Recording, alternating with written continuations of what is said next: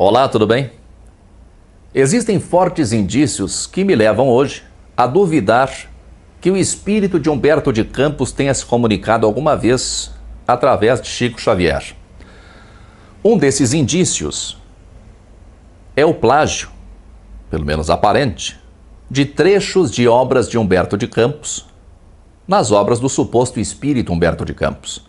Há expressivas cópias de trechos de livros do escritor Humberto de Campos, em que há algumas poucas mudanças de palavras. Eu vou colocar aqui embaixo, na descrição do vídeo, 2 desses trechos plagiados para você conferir. Eu devo dizer novamente que eu já acreditei que esses livros que se dizem psicografados fossem realmente psicografados. Hoje, graças a Deus e ao estudo, eu me permito duvidar. Permito-me, inclusive, duvidar do mito Chico Xavier. Por que Chico faria isso? Não se esqueça, nós não estamos tratando aqui do Chico Xavier maduro, de peruca e óculos escuros, nem do Chico Xavier velhinho. O Chico dessa época não era conhecido por suas obras de caridade como hoje. Ainda não existiam obras de caridade para serem conhecidas. Apenas para uma reflexão, observe as semelhanças entre Chico Xavier e Humberto de Campos. Preste atenção. Os dois nasceram em pequenas cidades do interior. Os dois foram autodidatas. Os dois ficaram órfãos ainda na infância. Os dois foram balconistas de pequenos comércios. Os dois eram mulatos. Os dois passaram por sérias dificuldades financeiras. Os dois tiveram problemas de saúde desde cedo. Os dois desenvolveram as suas atividades de uma maneira obstinada. Os dois perderam a visão de um olho. Os dois escreveram muito e ficaram muito famosos por causa de suas publicações. Sinceramente, não me parece hoje que isso seja apenas coincidência. Deixe-me dizer novamente. Humberto de Campos era muito famoso na época. É muito provável que Chico se identificasse muito com ele. Quando nós dizemos que ele era famoso, nós temos que lembrar que não existia televisão. Então, os jornalistas eram muito considerados. Chico escreveu um livro de poesias, escreveu um livro supostamente ditado pela sua mãe e depois começou a psicografar Humberto de Campos. Justo Humberto de Campos, que tinha tanto em comum com o Chico e que havia criticado o livro do Chico. Para você isso pode parecer normal, para mim é intragável. A impressão que eu tenho é que se transformar em médium foi o meio que o Chico encontrou de ser aceito e de ter poder. Mas que poder, se o Chico era a humildade em pessoa? O poder de ser reconhecido, inclusive em ser reconhecido como a humildade em pessoa. O poder de ser procurado, de ser louvado, de ser paparicado, coisa que ele nunca foi na sua infância. Nós temos que lembrar que o Chico ele ficou profundamente traumatizado pela morte da sua mãe, que ele era maltratado pela sua madrinha, ou seja, ele não era aceito. Eu sei que você pode estar achando que eu sou insensível, que eu sou muito cético. Não é verdade. Não faça julgamentos precipitados. Se eu hoje estou julgando uma obra de Chico Xavier, é depois de muitos anos de estudo e reflexão. Você pode argumentar que a autoria do livro não é o mais importante, que o mais importante é o seu conteúdo. Eu até concordo com você. Acontece que o conteúdo dos livros que levam o nome de Humberto de Campos é um conteúdo pérfido e daninho, além de ser de péssimo gosto. Eu vou dar a você um exemplo do quanto uma obra aparentemente caridosa pode ter de podre e de prejudicial. No dia 17 de dezembro de 1961, houve um incêndio de grandes proporções, o maior incêndio da história do Brasil, no Gran Circo norte-americano. Esse incêndio matou centenas de pessoas. É a maior tragédia do gênero na história do Brasil. 4 anos depois, apenas 4 anos depois, no livro Cartas e Crônicas, assinado pelo espírito Humberto de Campos, Chico Xavier dá a sua explicação brilhante para a tragédia. Aquelas centenas de pessoas que morreram na tragédia, quase todas elas crianças, pois se tratava de um circo. Aquelas pessoas haviam sido políticos e militares sanguinários no Império Romano. Estavam ali apenas colhendo o que plantaram. Lei de causa e efeito, espiritismo, lembra? A mensagem diz assim, mensagem supostamente psicografada pelo Humberto de Campos. Durante a noite inteira, mais de 1000 pessoas, ávidas de crueldade, vasculharam residências humildes. E no dia subsequente, ao sol vivo da tarde, largas filas de mulheres e criancinhas em gritos e lágrimas, no fim de soberbo espetáculo, encontraram a morte, queimadas nas chamas alteadas ao sopro do vento, ou despedaçadas pelos cavalos em correria. Isso aqui é o que aquelas crianças que morreram queimadas fizeram 18 séculos antes, na visão do Chico. Quase 18 séculos passaram sobre o tenebroso acontecimento. Entretanto, a justiça da lei, através da reencarnação, reaproximou todos os responsáveis, que em diversas posições de idade física se reuniram de novo para a dolorosa expiação a 17 de dezembro de 1961, na cidade brasileira de Niterói, em comovedora tragédia num circo. Eu confesso, com muita vergonha, que em 2013, quando houve um incêndio na Boate Kiss, em Santa Maria, nessa ocasião eu citei esse livro do Chico como uma possível explicação para a tragédia. Por favor, preste atenção, não existe prova, existem grandes evidências de que existe reencarnação. Mas nada indica que todos reencarnem. A reencarnação só é uma lei lógica para Kardec, uma lógica cheia de falhas, como nós vamos ter a oportunidade de comprovar futuramente. Se Humberto de Campos sabia de tanta coisa, se ele teve acesso aos acontecimentos relacionados a centenas de pessoas, acontecimentos ocorridos no tempo do Império Romano, por que ele não provou então para a sua família que ele era ele? Sabia tanta coisa, como é que não sabia dizer para sua família alguma coisa que só ele soubesse para provar que ele era ele mesmo? Se ele sabia da vida de todos aqueles espíritos, sem que ninguém tivesse perguntado nada para ele, por que ele não fez o esforçozinho para acalentar a sua família, quando ela moveu um processo contra o Chico e a Febe? Você percebe a desfaçatez e a inacreditável falta de respeito com as vítimas e com os familiares das vítimas de uma tragédia terrível? Você não percebe que os espíritas se tornam insensíveis e pretensiosos, eu me incluo aqui, por quererem explicar o que é inexplicável? Você não percebe como é ridícula essa pretensão de pensar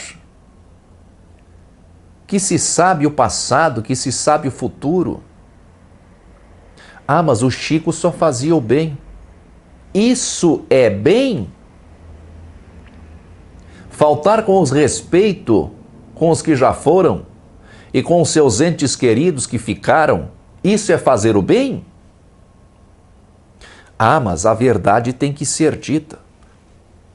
Com isso eu concordo, a verdade deve ser dita, inclusive sobre as materializações de mentirinha que o Chico promovia. Mas isso já é outro assunto. Se pode procurar na internet alguma coisa relacionada a isso. Talvez você não perceba o alcance que um ensinamento errado pode ter. A reencarnação é apenas uma teoria, não existe nada que comprove a reencarnação. Eu acho que pode haver reencarnação, mas de maneira alguma como uma lei, como uma coisa obrigatória para todos. Por acreditar na reencarnação, nós acabamos acreditando em karma e em resgate. Nós achamos que nós erramos feio em outras existências, então nós temos que pagar agora. E se não for assim? Aliás, há muito mais evidências de que não seja assim. Eu sei de pessoas mal casadas que aturam todo tipo de crueldade dos seus cônjuges, porque é karma. Porque essa pessoa deve ter aprontado em outra vida e agora tem que tolerar o seu cônjuge despótico. Eu cheguei a ouvir num centro espírita uma daquelas péssimas anedotas espíritas que estão nos péssimos livros espíritas. Uma mulher aguentou um marido mulherengo, traidor, violento, bêbado, porque ela era espírita e ela achava que aquilo era karma, que aquilo era resgate de outras vidas. A mulher desencarna e pensa que está livre do marido. Aí vem uma mentora da mulher e diz que na próxima vida eles vão vir como marido e mulher de novo. E então a mulher protesta, alegando que ela já aguentou todos os abusos por parte dele. A mentora então diz que nessa vida que ela passou, ela apenas tolerou o marido, mas agora eles viriam de novo juntos para ela aprender a amar o marido. Isso é uma sem-vergonhice sem tamanho. Se essa mentora existe, é uma sem-vergonha. Mas isso não existe. Isso é pura fantasia espírita. Quilos e quilos de remorso inútil e de sentimento de culpa são fabricados todos os dias pelos palestrantes espíritas que repetem essas sandices perniciosas. Você quer outro exemplo dos efeitos da doutrina consoladora colocada em prática nos centros espíritas? Uma mulher se casa. Ela é muito feliz no casamento. A sua vida transcorre em paz e ela ama muito seu marido. Mas a partir de um determinado momento, eles sentem que podem ser mais felizes ainda se tiverem um filho. Ela engravida e em seguida perde o bebê. Sofre um aborto espontâneo. Mais adiante ela engravida de novo e sofre novo aborto. Ela vai ao médico, percebe que talvez não possa ter filhos, e então ela é convencida por alguém, por uma amiga, um parente, a buscar atendimento num centro espírita.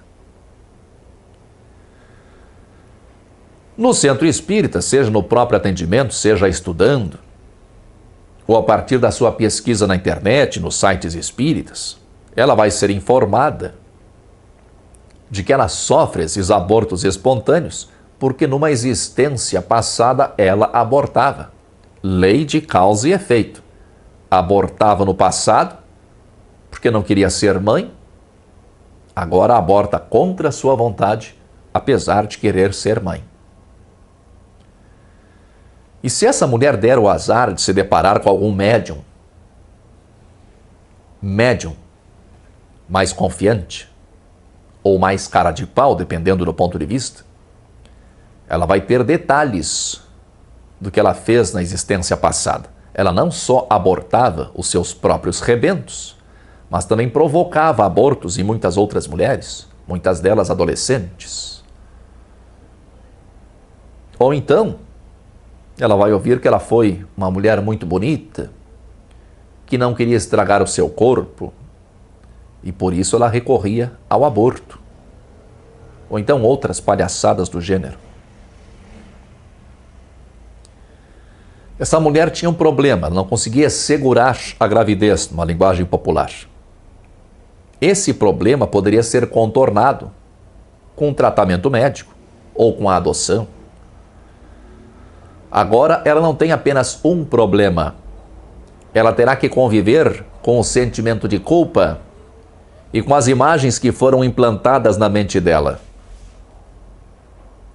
E lembre-se, muito provavelmente, um sentimento de culpa absolutamente gratuito e inútil, pois a literatura dita psicografada é terrivelmente irresponsável e a grande maioria dos médiuns, se é que há realmente médiuns, e eu digo grande maioria apenas para não cometer nenhuma injustiça com algum médium que eu não conheça, a grande maioria não é capaz de ter certeza sobre o que está dizendo, muito menos se isso se referir a uma suposta vida passada.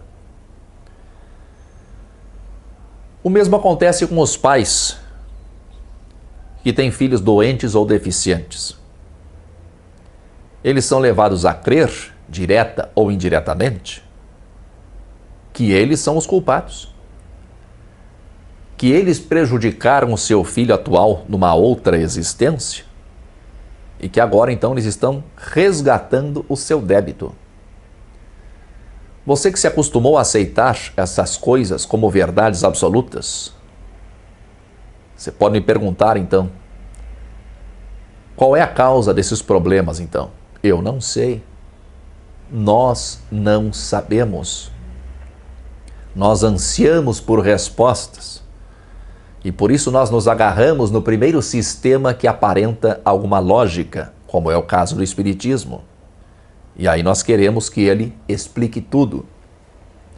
Nós não sabemos. Não sabemos. O que nós podemos observar é que o mundo não é equânime na distribuição daquilo que nós consideramos bem e mal.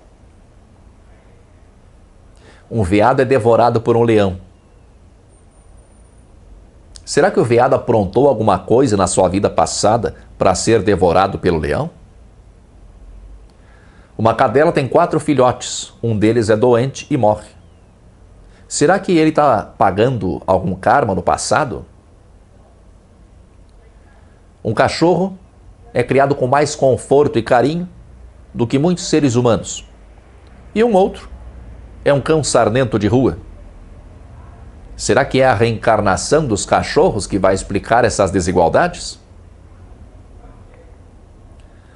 No próximo vídeo, nós vamos ver o contexto histórico da época em que esse livro foi escrito. E vamos ver as influências que atuaram sobre o Chico para que ele escrevesse esse livro.